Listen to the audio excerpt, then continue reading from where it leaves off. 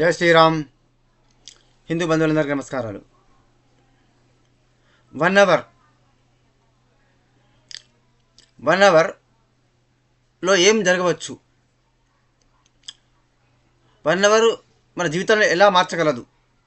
1 hour సమయము మన total family destroy చేయవచ్చు. అందరిని కోల్పోయి ఒక్కడే ఒంటరిగా మిగలవచ్చు. పూర్తి విధ్వంసమై రోడ్డు మీద పడవచ్చు. అందరినీ కోల్పోయి పిచ్చివాడుగా మారి రోడ్లపై పిచ్చివాడుగా మారి లైఫ్ నాశనం అయిపోవచ్చు. మిగిలిన జీవితం అంతా నరకప్రాయం కావచ్చు. Anything could happen in 1 hour. 1 hour can change your entire life.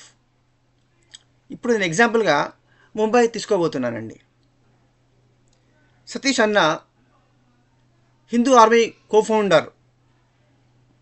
ఆయన ముంబైలో కూడా హిందూ ఆర్మీని నిర్వహిస్తున్నారు. వారు పెద్ద దేశభక్తుడు, హిందూ యాక్టివిస్ట్ అన్నమాట. వారు అయితే హిందూ ఆర్మీలో కూడా పార్టీలకు అతీతంగా శివసేన వాళ్ళు ఉంటారు, ఎన్సిపి, బీజేపీ, ఇంకా వేరే ఎన్జిఓస్. ఏ పార్టీస్ అని మాకు ఎఫిలియేట్ కాము, మేము పార్టీస్ అని మాకు ఇష్టపడని వాళ్ళు ఉంటారు, న్యూట్రల్స్ ఉంటారు కదా. వాళ్ళందరినీ కూడా మొత్తం టోటల్గా యూనైట్ చేసి ముంబైలో కూడా వారు గ్రాండ్ సక్సెస్ఫుల్గా ఆపరేట్ చేస్తున్నారు అన్నమాట. వారు కొన్ని విషయాలు చెప్పారు. కొన్ని మనకు చాలా విషయాలు తెలిసి ఉంటాయి, కొన్ని షాకింగ్గా కూడా ఉంటాయి అన్నమాట. అంటే మన ఊహకు అందని విధంగా జరుగుతున్నాయి పరిణామాలు ఈ దేశంలో కూడా. ఎందుకంటే హిందువులు ఎక్కువ శాతం నిద్రపోతూ ఉంటారు కాబట్టి, ఎక్కువ మంది కుంభకర్ణుని మైండ్ సెట్ కాబట్టి, ఇంకా లాట్స్ ఆఫ్ హిందూస్కి what is happening around us, మన పక్కన ఏం జరుగుతుంది, మన చుట్టుపక్కల ఏం జరుగుతుంది, మనము ఎక్కడ ఉన్నాము, మనం ఏ స్థితిలో ఉన్నాము, హౌ ఫార్ వీఆర్ సేఫ్ అనే విషయాల పట్ల ఫండమెంటల్ బేసిక్ అవేర్నెస్ కూడా లేదు. అయితే మొత్తం మీకు తెలుసు, మహారాష్ట్రలో పడ particularly Mumbai huge Maratha spirit అనమాట. ఛత్రపతి శివాజీ, సంభాజీ మహారాజ్ చేత ప్రేరణ పొందినటువంటి మరాఠా యోధులు, హిందూ ధర్మాభిమానము, పర్టికులర్లీ గణేష్ నవరాత్రులు, దేవీ నవరాత్రులు అద్భుతంగా జరుగుతాయి. గణపతి బాపా మోరియా గణపతిని నవరాత్రుల్లో అత్యద్భుతంగా నిర్వహించి ఆ యొక్క స్పిరిట్తో నిండిపోయి ఉంటారు ప్రజలందరూ కూడా. సో ఈ గణపతి ముంబై మొత్తము టోటల్ అవుట్స్కట్స్ అంటే అప్పట్లో దాదా వరకు సిటీ బియాండ్ లిమిట్స్, సిటీ బియాండ్గా అప్ టు దాదాలు అనుకోండి, అటు పూణే వరకు అంతటా కొన్ని లక్షల గణేష్ మండల్స్ ఉంటాయి. అందరు గణేష్ నవరాత్రుల ఉత్సాహంతో అత్యద్భుతంగా డివోటెడ్గా ప్రతిసారి సెలబ్రేట్ చేసుకున్నటువంటి యువతరాన్ని మొత్తాన్ని కూడా ఆయన యునైట్ చేసి నెట్వర్క్ ఫామ్ చేసిండు, నెట్వర్క్ బిల్డప్ చేసిండు, ఒక చైన్ బిల్డప్ చేసిండు అనమాట. వీళ్ళంతా కూడా whenever there is warlike riot situation, అల్లర్లు, డిస్టర్బెన్సెస్, వాలెంట్ ఇన్సిడెంట్స్ జరిగినాయి అంటే, if just one call, one message, even text message, that is sufficient. They would come immediately. 50-100 people వాళ్ళు ఫోన్ పంపిస్తారు. వాళ్ళు హిందూ ఆర్మీ యాక్టివిస్టులు 50-100 మంది వచ్చేస్తారు. వచ్చి they will rescue Hindus or ఏదైతే విక్టిమ్స్ అయ్యారో, ఎవరైతే బాధలు ట్రబుల్లో ఉన్నారో వాళ్ళను సేవ్ చేయడానికి ప్రయత్నిస్తారు. Whenever there is a danger from peacefuls, privileged group నుంచి ఎప్పుడైతే అటాక్స్ జరిగినప్పుడు అప్పుడు ఇమీడియట్గా they will fight back and they will give them befitting reply. ఎందుకంటే అక్కడ మరాఠా స్పిరిట్ అనేది సంభాజీ మహారాజ్ యొక్క ఇన్స్పిరేషన్ ఉన్నది. వాళ్ళను హృదయంలో శివాజీ మహారాజును హృదయంలో నింపుకొని ఉన్నారు. కాబట్టి ఆ యొక్క హిందూ ధర్మాభిమానము, సనాతన ధర్మం పట్ల నిష్ఠ అనేది అంతగా ఉంటుందండి. అదే సో మన ఇండియాకు ఫైనాన్షియల్ క్యాపిటల్ ముంబై కాబట్టి నా అందరి ఈ శాంతి మత వాళ్ళందరూ కూడా ఐసిస్ నుంచి మొదలుపెట్టుకొని లష్కర్ ఇ తోయిబా, జైషే మహమ్మద్, పాక్, బంగ్లా, ఇటు సిరియన్, మొత్తం అందరి కళ్ళు మొత్తం ముంబై మీదనే పడి ఉన్నాయి. రెండు జనరేషన్స్ నుంచి కూడా ఇప్పుడు అక్కడ ఎంతమందికి కాంగ్రెస్ గవర్నమెంట్స్ ఉండేది కదా, శరద్ పవార్ సీఎం ఉండే, అప్పుడే భయంకరంగా అల్లర్లు జరిగినాయి ఒకప్పుడు. తర్వాత 92లో కూడా ముంబై బ్లాస్ట్ జరిగింది, దావుద్ ఇబ్రహీం చేసినటువంటివి ముంబై బ్లాస్ట్ జరిగింది. తర్వాత కాలంలో కూడా 10 మంది టెర్రరిస్టులు వచ్చి ముంబైని 23/11 చేసిన విషయం మీకు చాలామందికి గుర్తే ఉండే ఉంటుంది. ఒక కసబ్గాడ్ దొరకడం వల్ల అది మొత్తము మనకు అది పాక్ యొక్క కాన్స్పిరసీ అనేది బయటపడింది. అదర్వైజ్ వాళ్ళ ఈ కాంగ్రెస్ పార్టీ చిదంబరం వీళ్ళంతా కూడా ఏం ప్లాన్ చేసిందంటే, దిగ్విజయ్ సింగ్ గాడు, చిదంబరం గాడు, దట్ సోనియా యాంటియో మైనో ఏం చేసిందంటే మొత్తం హిందూ టెర్రరిజం అని, హిందూ టెర్రరిజం అనే వర్డ్ని కాయిన్ చేసి మొత్తం తోసేసి ఇందులో ఒకరు నిరస్తులు వచ్చి పెట్టి వాళ్ళు అపీల్ చేద్దామని వాళ్ళు ప్లాన్ చేసినారు అనమాట. లక్కీలీ వాడు కూడా ప్రణాళికతో పట్టుబడడం వల్ల, కసబ్గాడ్ దొరకడం వల్ల వాడిని ఇప్పుడు పాకిస్తాన్ నేటివ్ అనేది పూర్తిగా డీటెయిల్స్ మనకు సాక్షాత్ దొరకడం వల్ల మనం కాన్స్పిరసీ నుంచి బయటపడ్డాం. ఫెయిల్ అయిందనమాట, వాళ్ళ ప్లాన్ ఫెయిల్ అయింది. లేకపోతే they would have shown Hindus as culprits. సరే, నా coming back to the point. ఇట్లా మొత్తం ఎక్కడ ఆయన కొన్ని సూచనలు చేశాడు. ఇప్పుడు ముంబైలో మొత్తం ఆయన మొత్తం టోటల్ ముంబై సిటీ మొత్తాన్ని కూడా అన్ని ఏరియాస్ అనమాట, east Mumbai, west Mumbai, north Mumbai, south Mumbai, మొత్తం 4 మొత్తం టోటల్ ముంబై సిటీ మొత్తాన్ని అన్ని రౌండప్ చేసి వాళ్ళ స్లమ్ లొకాలిటీస్ బిల్డప్ చేసిండండి, ఏర్పాటు చేసుకున్నారు. 2 జనరేషన్స్ నుంచి కూడా బంగ్లాదేశ్ నుంచి వచ్చిన వాళ్ళందరినీ కూడా వాళ్ళ ఉత్తరప్రదేశ్ నుంచి ఎస్పీ గవర్నమెంట్, కాంగ్రెస్ గవర్నమెంట్స్ ఉన్న కాడ నుంచి వాళ్లకు ఫేక్ సిటిజన్షిప్ కార్డులు, ఆధార్ కార్డులు అన్నీ ఏర్పాటు చేసి వాళ్ళను ఉత్తరప్రదేశ్ నుంచి, బీహార్ నుంచి మైగ్రేట్ అయినట్టు ముంబైకి తెచ్చి settle చేసిండండి.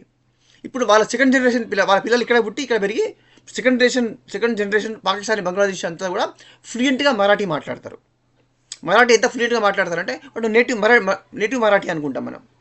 So it is extremely difficult to recognise that this fellow could be from Bangladesh or Pakistan. So it is extremely difficult అనమాట. ఎందుకంటే బికాస్ దే హ్యావ్ గాట్ వాళ్ళ దగ్గర PAN card, family card, ration card ఉంటుంది, voter card ఉంటుంది, వాళ్ళ దగ్గర Aadhaar card అన్నీ ఉంటాయి కదా, అన్నీ వాళ్ళు ఆ గవర్నమెంట్స్ ఇచ్చినాయి కదా వాళ్ళకు. సో అయితే వాళ్ళను మన 30-40 years బ్యాక్ వెలిగి మన తండ్రి ఎక్కడోడు, మన తాత ఎక్కడోడు అనేది వాళ్ళ ఫైండ్ అవుట్ చేసేది ఉంటే అప్పుడు నిజం బయటపడి వాళ్ళని ఐడెంటిఫై చేసి వాళ్ళని తరిమి కొట్టి మళ్ళీ వాళ్ళని పాకిస్తాన్, బంగ్లాదేశ్ తరిమి కొడితే తప్ప ముంబై సేఫ్ ప్లేస్ కానే కాదు. కాకపోతే వారు కొన్ని సూచనలు చేశారు. వారు ఒక నెట్వర్క్ ఏర్పాటు చేశారనమాట. వాళ్ళకు ఆఫీస్ ఉన్నది, వాళ్ళకి అన్ని సోషల్ మీడియా అకౌంట్స్లో కూడా ఉన్నాయి, సోషల్ మీడియా కూడా కాంటాక్ట్ చేయవచ్చు.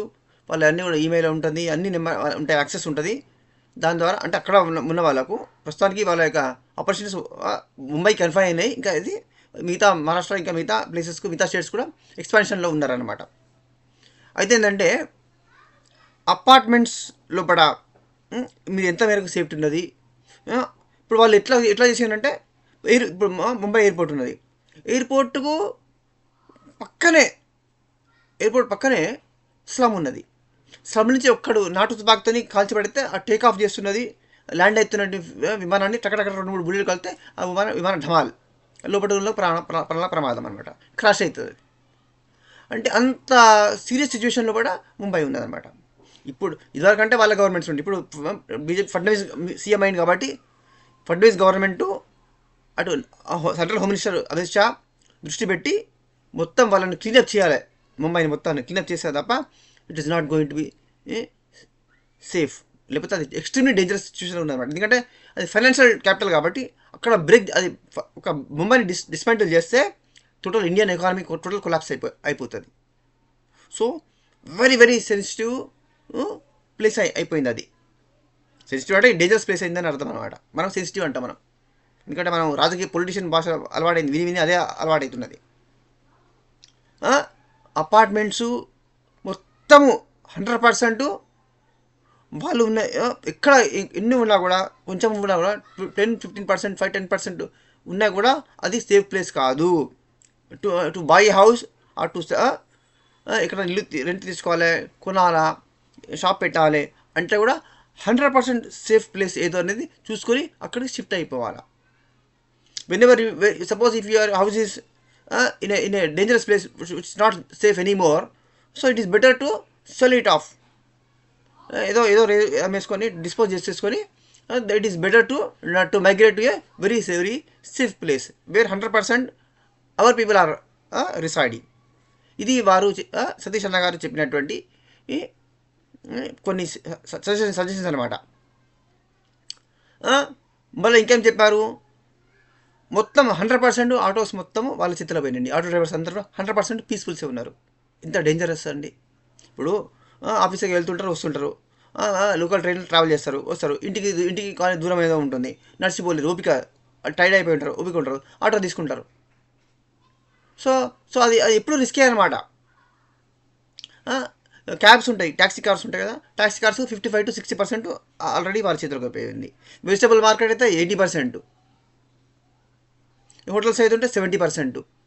ఇలా ఏది తీసుకున్నా కూడా ఎలక్ట్రీషియన్, ఏసీ ఎలక్ట్రీషియను, ఇంట్లో electric work, AC repairing, air cooler repairings, వీటన్నిటిలో 70-80% మన చేతిలోకి పోయిందని, చాలా చాలా డేంజరస్ పొజిషన్ ఉన్నదని, ముఖ్యంగా కార్ డ్రైవర్లు, ఇంట్లో సొంతంగా పర్సనల్ డ్రైవర్స్ పెట్టుకునే వాళ్ళు అత్యధికము ఇప్పటికీ ఇంకా అవేర్నెస్ రాకపోవడం వాళ్ళని పెట్టుకోవడం వల్ల ప్రమాదాలకు గురవుతూ చచ్చిపోతున్నారు.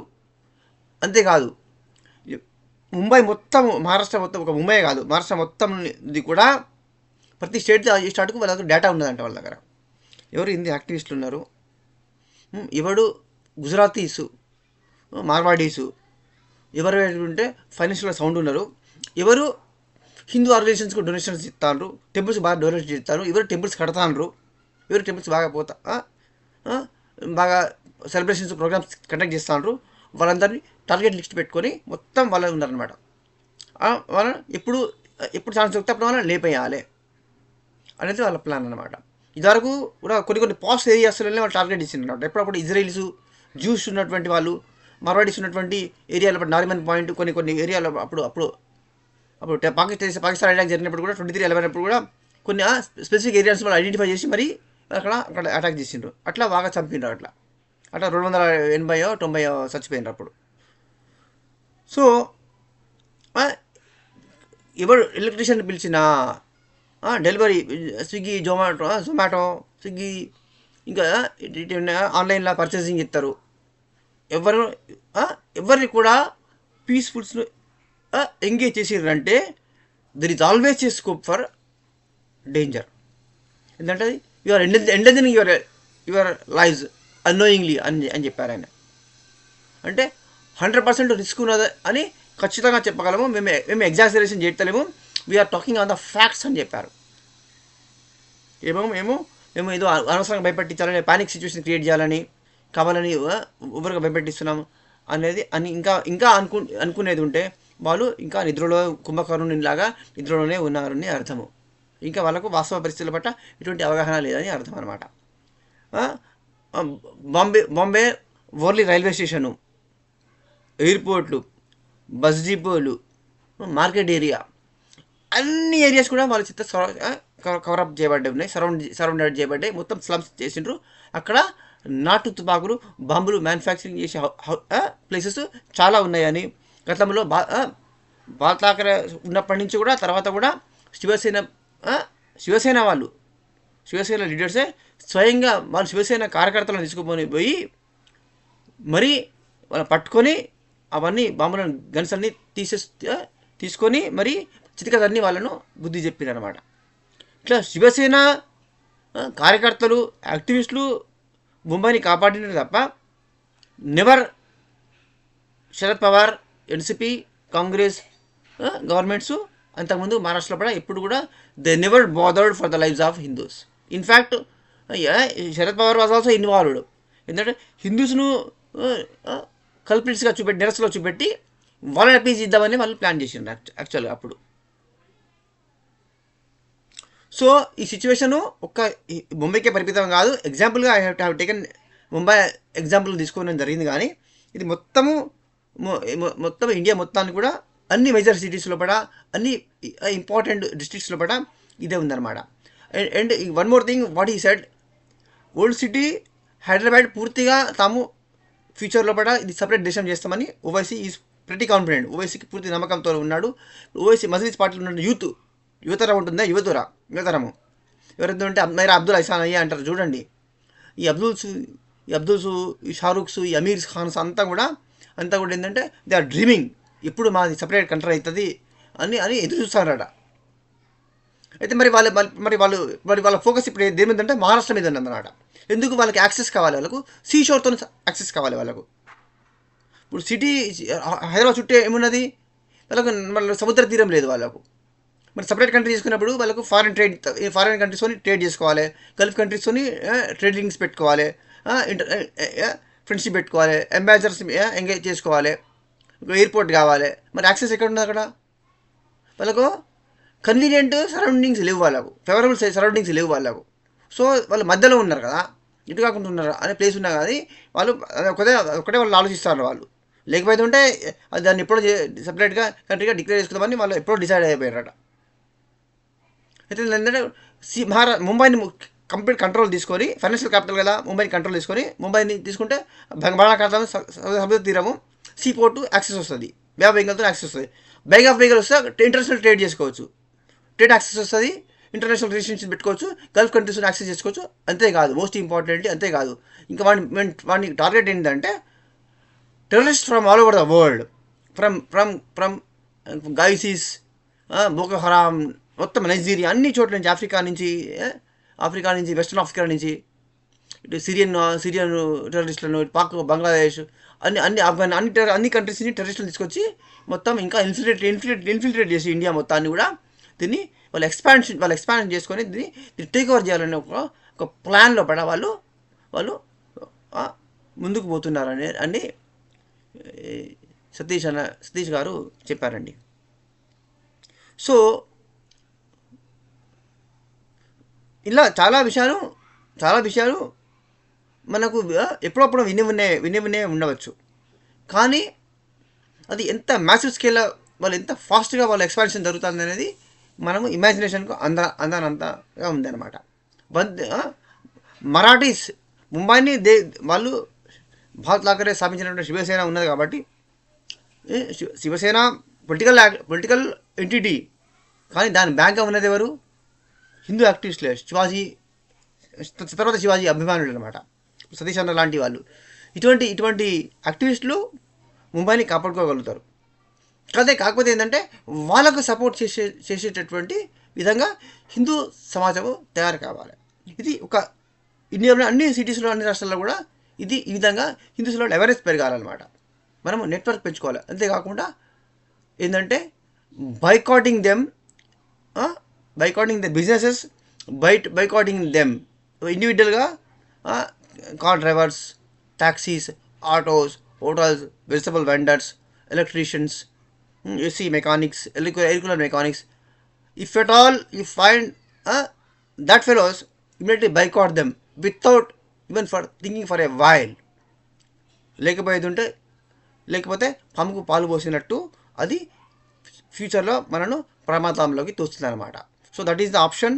అంతేకాకుండా ప్రతి ఒక్క సేఫ్ ప్లేసెస్లో చూసుకుంటూ హిందువులు చైన్ లాగా లింకప్ చేసుకుంటా, ఒకడు పిలిస్తే ఒక 200 మంది హిందూస్ నువ్వు ఫోన్ చేస్తే రావచ్చేటట్టు ఉండాలన్నట్టు. అంటే మనం కూడా అట్లనే ఉండాలి. అందరూ మొత్తం అన్ని ఊర్లు, అన్ని జిల్లాల లోపల కూడా హిందువులు ఈ విధంగా ఒక నెట్వర్క్ను, చైన్ సిస్టమ్ను ఏర్పాటు చేసుకుంటూ వెళ్ళాలని అనేది వారు చెప్పినటువంటి ముఖ్యమైనటువంటి సారాంశం అనమాట. Please share and subscribe. జై శ్రీరామ్, జై శ్రీకృష్ణ, వందే మాతరం.